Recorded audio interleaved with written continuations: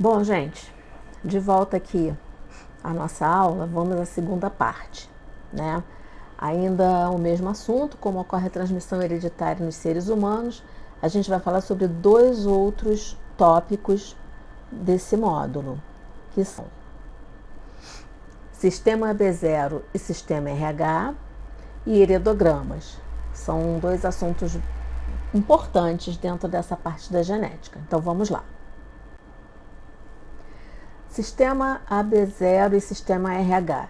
Então, assim, muita gente fala, né? A maioria das pessoas fala ABO, mas na verdade o grupo O, o correto seria o grupo 0. Mais adiante a gente vai entender por quê. Vamos lá. Então, antes de entrar na genética propriamente dita, eu vou dar umas informações a respeito do sangue, né? Para a gente poder se situar aí dentro do estudo.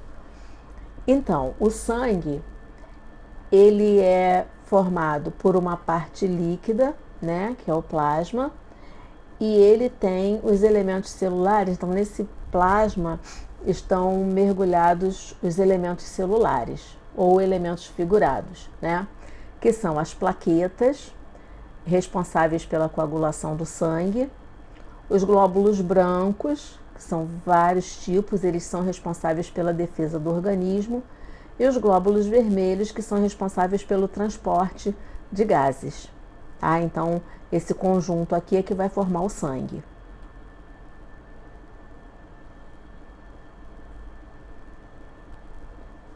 Então, aqui só para ilustrar, né, o sangue aqui, ele está mostrando aqui a questão do papel dele em relação a transporte, né? Então ele transporta substâncias. Aqui só para dar uma ideia, né? Que a gente depois vai falar sobre os grupos sanguíneos e também a parte de defesa, né? O sangue também é responsável pela questão da defesa do organismo. Bom, para a gente entender bem essa questão do sistema AB0, é importante a gente ter uma noção da questão dos antígenos e anticorpos, né? Então, vocês já devem ter ouvido falar nessa questão dos anticorpos. E então vamos dar uma talhada nisso daí. Antígenos, né? Eles são é o nome que a gente dá às proteínas estranhas a um organismo. Então, assim, qualquer substância de origem proteica estranha a um organismo, né, que seja capaz de provocar a formação de anticorpos por esse organismo, é chamado de antígeno. Então, como exemplo, nós temos os micro-organismos, né, que seriam vírus, bactérias, etc., e até mesmo órgãos transplantados. Então, um órgão que uma pessoa recebe, ele pode funcionar como um antígeno, porque ele vai ser um elemento estranho àquele organismo. Tanto que uma pessoa que recebe um órgão, né, que sofre algum tipo de transplante, ela tem que tomar um medicamento anti-rejeição durante a vida inteira, porque senão o organismo dela, em algum momento, vai reconhecer aquilo, pode identificar aquele órgão como um elemento estranho e aí produzir anticorpos que vão, inclusive, destruir esse órgão. Então, ele vai funcionar também como um elemento estranho. E anticorpos são proteínas que o corpo que é invadido, né, o organismo que é invadido por antígenos, ele vai produzir anticorpos, né, que também são proteínas, e esses anticorpos eles vão neutralizar as proteínas que sejam estranhas a esse corpo, né? Então, um organismo que é invadido por um elemento estranho, ele vai produzir anticorpos que vão neutralizar esses elementos estranhos que penetraram nele. Então, aqui a gente observa o desenho, né? A imagem, um anticorpo sendo produzido por um tipo de glóbulo branco, linfócito B, e esses anticorpos eles vão se ligar à membrana do elemento estranho, nesse caso uma bactéria. né? E aqui nesse caso também uma bactéria. Então o antígeno é o elemento estranho e os anticorpos vão ser os elementos que vão neutralizar esses elementos estranhos.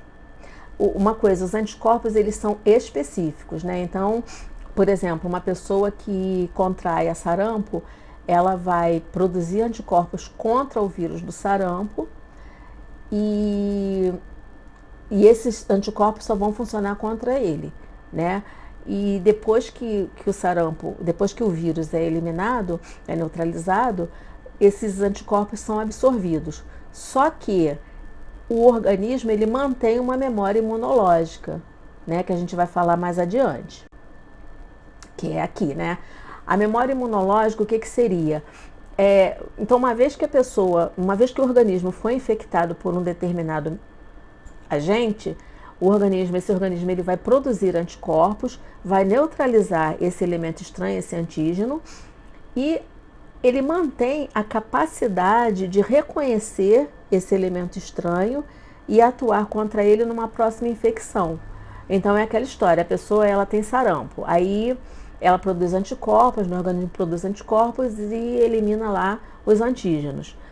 Esses anticorpos vão ser depois absorvidos, só que o organismo mantém a capacidade de produzir anticorpos contra o sarampo, contra o vírus do sarampo.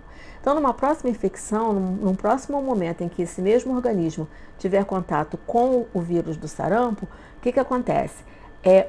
Bem mais rapidamente do que na primeira vez, ele vai produzir anticorpos e vai neutralizar esses antígenos, e aí ou o indivíduo não tem o sarampo de novo, ou ele vai ter de uma forma muito mais branda do que da primeira vez. Tá? Então isso acontece. Eu dei o exemplo do sarampo, mas isso pode acontecer com outras enfermidades. Tá? Então isso aí que a gente chama de memória imunológica. Bom, o sistema AB0, né, todos vocês já devem ter ouvido falar, né, já conhecem. Nós temos 4 grupos sanguíneos: o grupo A, grupo B, grupo 0 e grupo AB. Então a gente vai falar detalhadamente sobre cada um, né? O que determina o nome, o que determina essa classificação dos grupos sanguíneos, né? A presença de determinados antígenos na membrana das hemácias, quer dizer, dos glóbulos vermelhos. Então, o que a gente falou? Antígeno vai provocar uma reação do organismo. Nesse caso, esses antígenos, né, eles não estão relacionados a doenças, mas eles são antígenos, as membranas dos glóbulos vermelhos, eles apresentam essas substâncias, essas proteínas, que dão a elas certas propriedades e que vão funcionar como antígenos dependendo da situação. Então, assim, abrindo um parêntese, até agora a gente só se referiu a genes, né, que tinham 2 alelos, né, então que funcionava assim, um par determinando uma característica. Só que agora, né, na herança dos grupos sanguíneos, alguns genes eles podem apresentar mais de 2 alelos, né, e aí a gente vai chamar isso de essa situação, essa condição de polialelia ou alelos múltiplos. Então é o caso dos grupos sanguíneos, né, em que a gente vai ter mais de 2 alelos, desculpem, atuando aí na determinação de algumas características. Então vamos lá, ilustrando, né, nós temos o grupo A, ele apresenta o indivíduo do grupo A apresenta nas suas hemácias os antígenos A, que a gente chama, nesse caso específico, de aglutinogênio. Então, aglutinogênios é que podem provocar aglutinação. Aglutinação seria a união, né? Então, no caso, as hemácias, quando elas aglutinam, elas ficam formando grupinhos, né? Bolinhos de hemácias. Então, nós temos aqui o indivíduo do grupo A, ele possui na membrana das suas hemácias o aglutinogênio A. E no plasma, que é a parte líquida do sangue, que a gente falou lá no início, eles apresentam aglutininas que seriam anticorpos anti-B, tá? ou seja, que vai combater o aglutinogênio B. O genótipo, né, os genótipos que indicam que se o indivíduo é do grupo A, podem ser representados dessa forma: o I com A, né, ou azão, ou AA, A, I minúsculo, ou A0, tá? Então, esse daqui seria o homozigoto, esse daqui o hétero, né? O grupo B, ele apresenta nas suas hemácias, né, na membrana das suas hemácias, o aglutinogênio B. E ele apresenta, né, ao contrário do grupo A, ele apresenta no plasma as aglutininas, né, ou os anticorpos anti-A. Então, fica fácil da gente entender, né? O indivíduo do grupo B, ele não pode ter o anti-B no seu plasma, porque senão ele estaria combatendo o próprio antígeno, a ele mesmo. Então, o indivíduo do grupo B, ele tem aglutinogênio B, quer dizer, os antígenos B, e eles têm os anticorpos anti-A no seu plasma. Essa é a representação do genótipo. O indivíduo AB, ele tem ambos os aglutinogênios. Ele tem o aglutinogênio, né, ou seja, o antígeno A e o antígeno B, tá? Então, imagina o seguinte: se as duas aglutininas, se os dois anticorpos são anti-A e anti-B, o indivíduo que tem os antígenos A e B não pode ter qualquer um dos dois. Por quê? Porque se ele tivesse o anti-B, ele iria entrar em conflito com o aglutinogênio B dele. E se ele tivesse a aglutinina anti-A, iria entrar em conflito com a aglutinina A dele. Então, ele não tem qualquer aglutinina no seu plasma. O indivíduo do grupo 0, e aí vem por que ele é chamado de 0, é porque ele não tem aglutinogênios, quer dizer, ele não tem antígenos na membrana das suas hemácias. Então, ele não vai provocar reação em sangue algum, tá? Em indivíduo algum.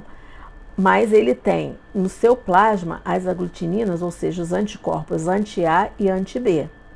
Então, ele não provoca reação em outros indivíduos com sangue diferente do dele, mas ele vai sofrer algum tipo de reação se ele receber um sangue diferente dele, tá?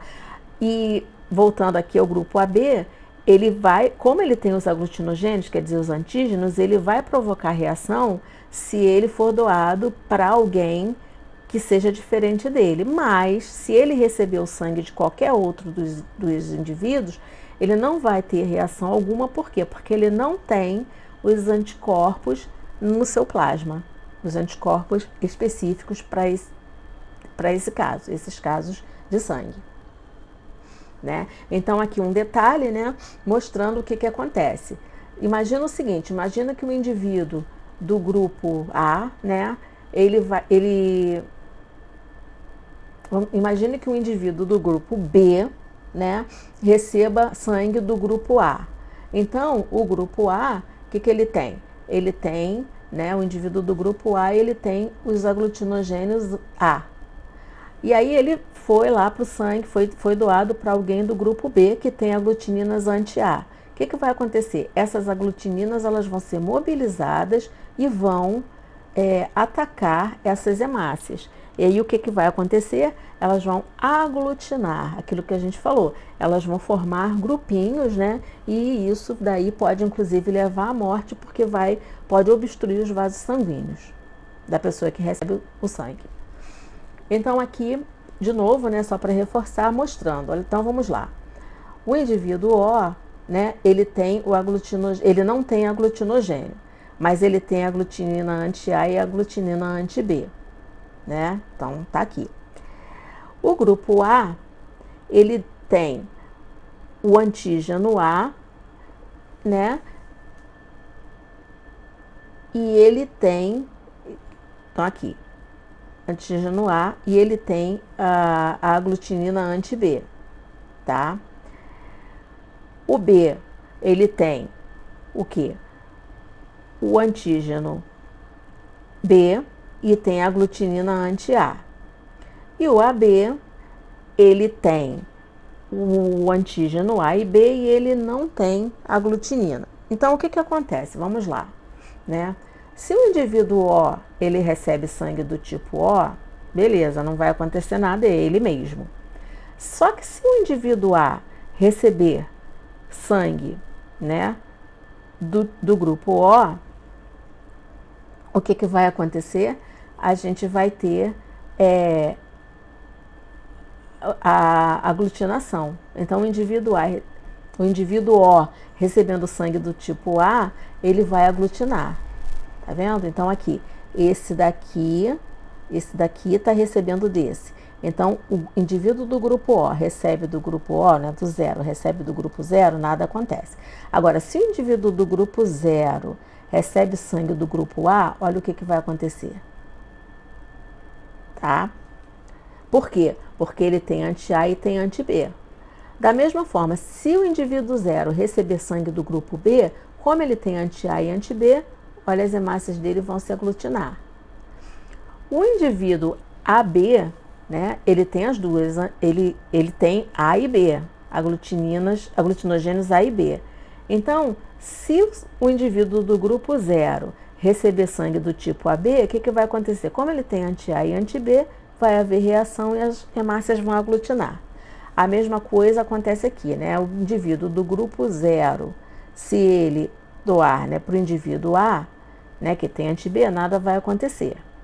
Se o indivíduo A doar para o A, nada acontece porque é do mesmo. Agora, se o indivíduo B doar para o indivíduo A, o que o A tem? Anti-B. Então, a gente vai ter aqui aglutinação. Da mesma forma, se o indivíduo do grupo AB, né, ele doar sangue para o indivíduo A, vai haver aglutinação. Por quê? Porque ele tem os aglutinogênios A e B e o A possui o anticorpo, né, ou aglutinina anti-B. Então, a mesma coisa acontece com o B. Agora, o AB, ele já tem uma outra característica, que é a seguinte: como ele não tem as aglutininas, né, como ele não tem os anticorpos, o que acontece? Ele pode receber de qualquer um dos outros tipos, dos outros grupos, que nada vai acontecer. Então, da mesma forma que o grupo 0 pode doar para qualquer grupo, e por isso ele é chamado de doador universal, o AB pode receber de qualquer grupo e por isso ele é chamado de receptor universal. Ok?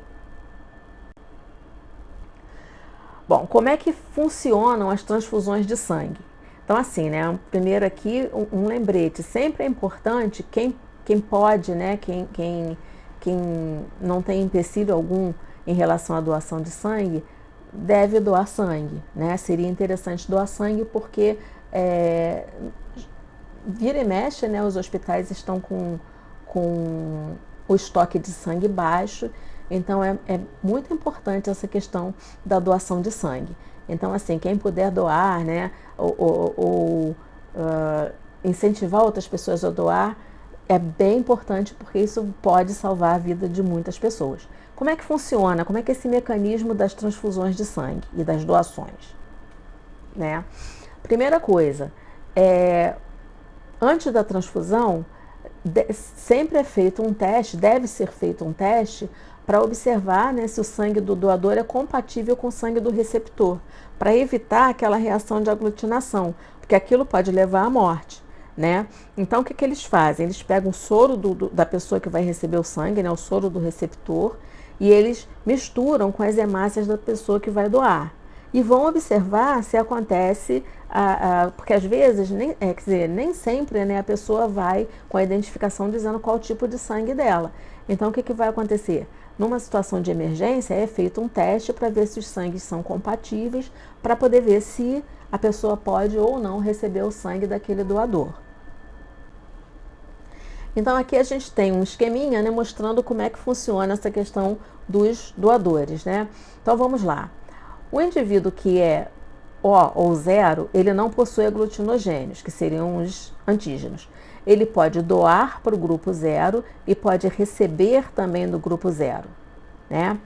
O O também pode doar para o A, para o AB e para o B. Por quê? Porque ele não tem elementos no seu sangue que possam provocar reação.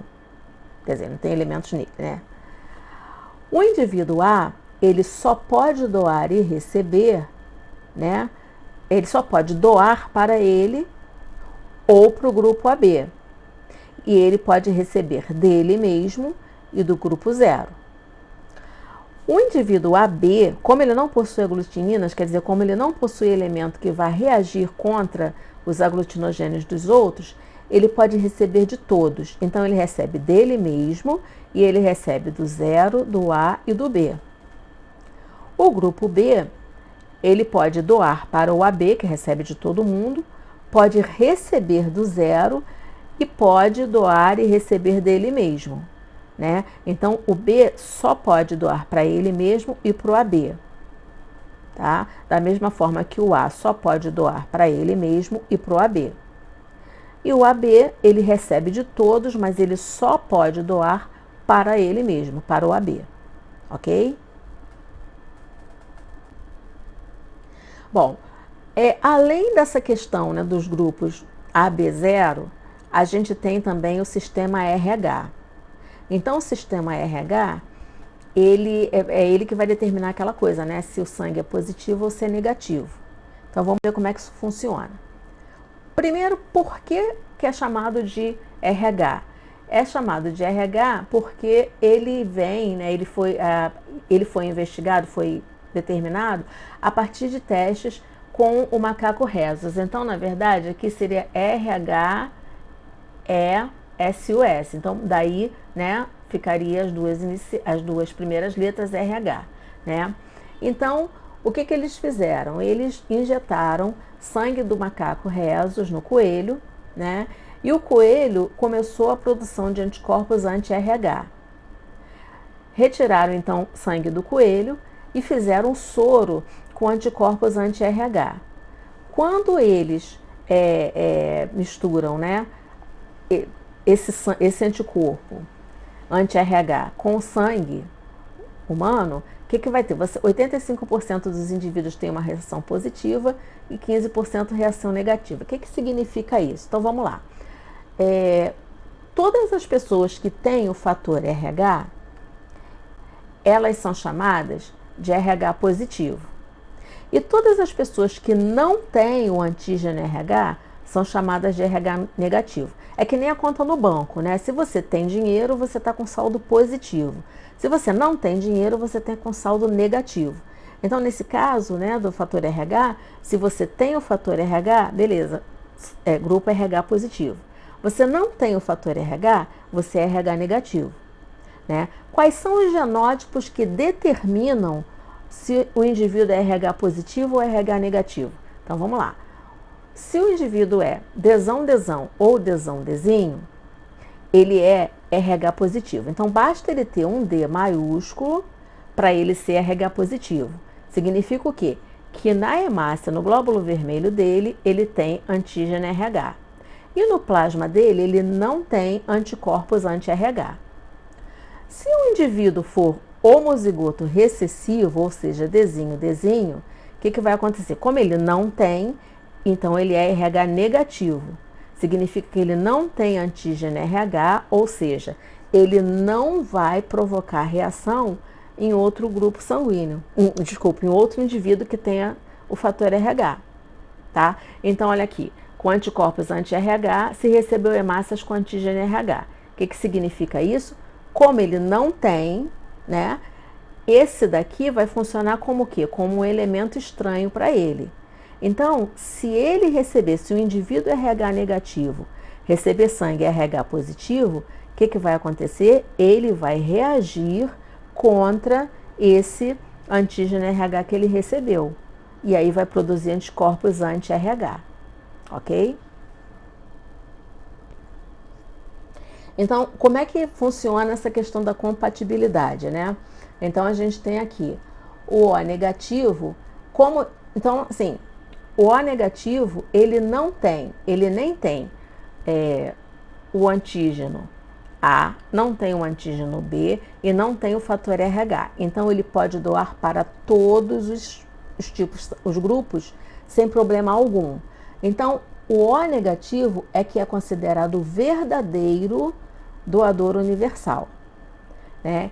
Então, aqui a gente tem, né, o O positivo, ele pode doar sem problema algum para todos os grupos positivos, né? Não é conveniente que ele doe para os grupos negativos. O B positivo, o B negativo, ele também pode doar. Ele pode doar para o AB positivo, AB negativo, B positivo e B negativo. Não vai provocar reação em qualquer um deles. Já o B positivo, é conveniente que ele doe só para o AB positivo e para o B positivo. A mesma coisa o A positivo, o AB positivo pode receber, o AB negativo pode receber, né, de todos, mas é conveniente que ele só receba dos negativos, tá? Então, assim, o AB negativo é conveniente que ele receba dos negativos, tá? E o AB positivo, ele recebe dele, né, do positivo, e ele pode receber de qualquer outro, porque nenhum deles, como ele tem o fator RH, nenhum vai provocar reação nele, tá? Então, a gente verifica, quer dizer, aqui na verdade, né, o AB negativo é que pode receber sem problema do AB negativo. Esse daqui não, tá? Esse aqui não é conveniente que aconteça. Então, o que a gente tem? A gente tem que o verdadeiro receptor universal é o AB positivo. Por quê? Porque ele pode receber de qualquer outro sem que ele provoque sem que no organismo dele seja provocado qualquer outro tipo de reação, tá? Vamos lá. Agora, num caso de emergência, né, acontece de o indivíduo sendo, vamos dizer, B negativo, ele receba do indivíduo B positivo. Num caso de acidente, uma coisa assim emergencial, que não tem outra opção, então isso pode acontecer, mas não é conveniente. Bom, existe um problema, né, chamado eritroblastose fetal ou doença hemolítica do recém-nascido, que é o seguinte, vamos lá, antigamente o pessoal chamava, né, esse problema de, fulano perdeu o bebê, por quê? O que aconteceu? Problema, fator RH, mas o que é isso? O que seria essa eritroblastose fetal? Então seria o seguinte, vamos lá, né, o indivíduo, então vamos ver aqui primeiro esses cruzamentos. O indivíduo RH negativo, a gente já viu que ele é Dzinho, né, então ele não tem, ele não vai produzir, ele não tem antígenos RH no seu sangue. O indivíduo Dzão, ele é RH positivo. Então vamos imaginar o seguinte, né? No cruzamento desses dois indivíduos, 100% dos filhos são RH positivo, tá? E aqui nesse caso, a gente tem também um indivíduo RH negativo, um indivíduo RH positivo heterozigoto. Então observa, ó, esse indivíduo aqui se casou com uma mulher, né, RH negativo. Ela é RH positivo, mas ela carrega o gene para RH negativo. Os filhos desse casal, 50% deles vai ser RH positivo, pode ser RH positivo, heterozigoto, e 50% serão RH negativo, né, homozigoto recessivo. Então vamos ver o seguinte. Esse indivíduo aqui, ele é RH positivo. Então, ou ele é desse jeito, ou ele é deste jeito aqui, tá? O genótipo dele ou é assim, ou é assim. A mulher, né, esse problema, ele só acontece quando a mulher é RH negativo, né? Se a mulher for RH positiva, ela não vai ter esse problema. Então, vamos imaginar o seguinte, a mulher é RH negativo, e numa primeira gravidez, o filho, né, o feto, ele é RH positivo, como nesse caso aqui. Então, vamos lá. Nesse caso, o marido, ele é assim, desta forma ou desta, tá? E ela, quer dizer, ele é heterozigoto, porque senão ela não poderia ter o filho RH negativo. Então, não poderia ter o filho RH positivo. Então vamos lá, né? O que acontece? Ele pode ser desão ou desão-desinho. A mulher é RH negativo, desinho. E aí, o indivíduo, a criança, né? Ela tem ou 100% de chance de ser RH positivo ou 50%. Então vamos imaginar que essa criança é desão-desinho, RH positivo. O que acontece? Na hora do parto, algumas hemácias podem, né, entrar em contato com as hemácias da mãe, e aí eles têm o antígeno RH. O que vai acontecer? O organismo da mãe ele vai ser sensibilizado por esses antígenos RH, que são elementos estranhos para ela, né, elementos estranhos para ela. Então o indivíduo, né, o bebê, algumas hemácias podem ter contato com o organismo da mãe e vão provocar a formação de anticorpos anti-RH. Tudo bem, né? A criança já nasceu, não houve problema algum, passou. Mas só que o que a gente falou lá no início? O organismo da mãe guarda a memória imunológica e ele aprendeu a produzir anticorpos anti-RH. Numa segunda gravidez, se de novo essa criança, né, essa segunda criança, for RH positivo, o que vai acontecer? No momento em que o organismo da mãe, por algum motivo, detectar o antígeno RH, né, no organismo da criança, o que vai acontecer? Os anticorpos, né, a memória vai ser ativada e o organismo vai produzir anticorpos anti-RH que vão atacar a criança, né, via placenta, vão atacar o bebê que está ali. E isso pode levar à morte da criança, né? Então, hoje em dia, assim, quanto mais cedo acontecer essa detecção, né, maior o risco da criança ser abortada. Então, hoje em dia, como é que isso é resolvido, né? Daí a importância da questão do pré-natal, né? Porque se a mulher... Então, assim, todas as mulheres que são RH negativo, elas têm que estar atentas para esse detalhe. Então, o marido sendo RH positivo, o pai da criança sendo RH positivo, eles já vão ficar de sobreaviso e na hora do parto, né, na hora em que a mulher na hora que a mulher tem a criança, ela recebe anticorpos anti-RH que vão neutralizar esses antígenos RH que a criança, que por acaso possam ter ficado lá.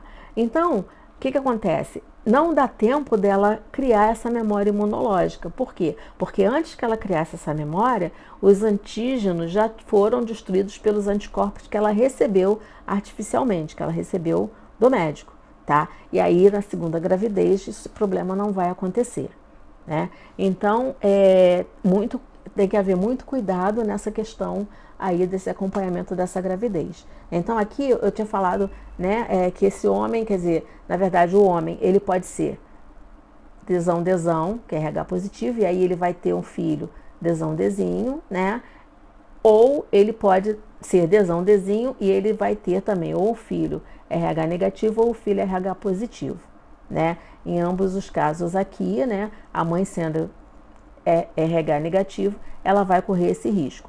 Uma outra situação, isso pode acontecer na primeira gravidez? Pode, mas em que situação? Numa situação em que a mulher tenha recebido uma transfusão de sangue, né, de alguém que seja RH positivo, e aí nesse caso o sangue vai ter a memória, né, o organismo dela vai ter a memória imunológica, vai saber produzir anticorpos contra esse fator RH, e aí pode acontecer de na primeira gravidez ele ativar essa memória. Mas aí já é uma coisa mais assim, mais rara, né? Mas tem que se estar sempre atento, a pessoa tem que sempre conhecer a sua história, né, médica para evitar problemas futuros. Bem, por último, né, a gente vai falar sobre tudo isso que a gente falou em relação às características, etc. Isso pode ser representado de uma forma gráfica, né, que vai facilitar. Você não precisa ter, de repente, um enunciado de um problema. Em alguns casos, você pode olhar uma representação gráfica e aí você matar já a charada só de olhar para ela. Então, o que a gente tem? Você tem aqui, né, à esquerda, uma árvore genealógica, né, que você coloca os parentes, né, avós, né, os ancestrais. E aqui você tem um heredograma. O que é um heredograma, né? Então, ele aqui fala a questão, o que é hereditariedade, nessa questão que vai se passando, né, heranças, informações genéticas de pai para filho, através das gerações. E existe um gráfico, uma representação gráfica que é chamada de heredograma. Então, esse heredograma, ele mostra a herança genética, né, de algumas características dos membros de uma mesma família, né? Então, a gente vai ver aqui com mais detalhes, né? Então, tá aqui, portadores heterozigóticos. Nem sempre isso daí é colocado, porque muitas vezes o objetivo da questão é exatamente que você descubra se eles são heterozigotos ou não. Então, nem sempre você vai encontrar dessa maneira, representado dessa maneira. Então, nesse caso aqui, você tem, né, eles são heterozigotos, mas nada está mostrando, porque eles não manifestam a característica. É que nem o caso lá das ervilhas, né, os 100% de ervilhas amarelas, que elas carregavam o gene para verde, mas não era manifestado. Então, nesse caso aqui, né, um outro exemplo, esse exemplo, inclusive, ele está no livro de vocês. Então, você tem aqui, né, na geração 1, esse indivíduo, ele tem a característica, esse daqui não tem. Os filhos, né, eles apresentam a característica do pai, duas filhas apresentam a característica do pai, a filha não apresenta, né? Então ela casa com um indivíduo que também não tem a característica, não expressa a característica, e os filhos, né? Ela tem uma menina que não expressa essa característica também, mas o menino, ele apresenta. Então, o que isso indica também, né? Indica que ela é heterozigota, né? E por conta disso, ela tem um filho que tem a característica, né? Então, tá aqui, né? Podemos notar que o casal 2, o casal 2, 3 e 4, né? Eles possuem um filho homem afetado, né? Então, se a característica está oculta no casal e se manifestou no filho, ela só pode, né? Só existe uma situação aí. Ela é determinada por um gene recessivo, que aqui não se manifestou, né? Então, a gente observa o seguinte, o que a gente imagina? Que todos os pintados de preto, né, são os afetados, e todos eles, então, são azinho, né? São homozigotos recessivos, e os não pintados, os normais, ou eles são homozigotos dominantes ou eles são heterozigotos. Então, o padrão, né, dessa herança que a gente está querendo estudar aqui nesse caso é recessivo, ou seja, todos os que estão pintados de preto, eles têm o gene recessivo azinho, tá? Então, aqui tem algumas dicas, né? Então, assim, vamos lá. Para a gente determinar se o caráter é condicionado por um gene dominante ou recessivo, a gente vai procurar no heredograma os casais que têm o mesmo fenótipo, né, que sejam iguais, o homem e a mulher, mas que um ou mais filhos são diferentes deles. Então você vai lá e olha, fulano, né, ele é de um jeito, a esposa também, né, não mostra a característica, mas tem um filho que mostra a característica que eles não têm. Então, quando isso acontece, obrigatoriamente os pais são heterozigotos. O que significa? Os pais não mostram a característica, mas eles carregam o gene para essa característica, que vai se manifestar no filho, num dos filhos, que nesse caso vai ser recessivo, né? E tem uma outra coisa, quando um indivíduo da família, ele é dominante, mas a gente não sabe se ele é homozigoto dominante ou se ele é heterozigoto, a gente representa com um A maiúsculo, que é aquele que basta para ele se manifestar, e um tracinho. Então, você vai, né, se você tiver que descobrir as características, né, descobrir o genótipo daquela família, o que você faz do heredograma? Você vai colocando aqueles que você consegue perceber e aqueles que você vê que são dominantes, mas você não sabe o par se é dominante ou se é recessivo, você coloca um tracinho, tá? E aí você vai completando o heredograma. Então ele dá mais umas dicas também. Você começa escrevendo todos os recessivos, né? Então você vai ver, um vem do pai, outro vem da mãe. Então se ele é homozigoto recessivo, ele recebeu um gene recessivo do pai e um gene recessivo da mãe, né? E ele, se ele tiver um filho, com certeza esse filho vai ter pelo menos um alelo recessivo. Você imagina, se ele é homozigoto recessivo, o filho obrigatoriamente vai ter que ter um alelo recessivo, né? Então os recessivos, eles sempre vão ajudar a descobrir os genótipos das pessoas.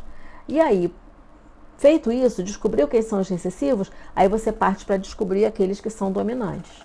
Isso aí com exercício, isso é muito fácil, é muito legal de se fazer, né? A gente vai ter oportunidade de fazer exercício com isso. Ou vocês, né? Bom, então é isso, né? Eu espero que vocês tenham aproveitado. Lembrando que se vocês tiverem qualquer dúvida, é só entrar em contato comigo por e-mail, que eu vou responder para vocês, tá? E uma coisa bem importante, né? Fiquem calmos, fiquem em casa, tá? Isso vai passar, ok? Até a próxima. Tchau, tchau.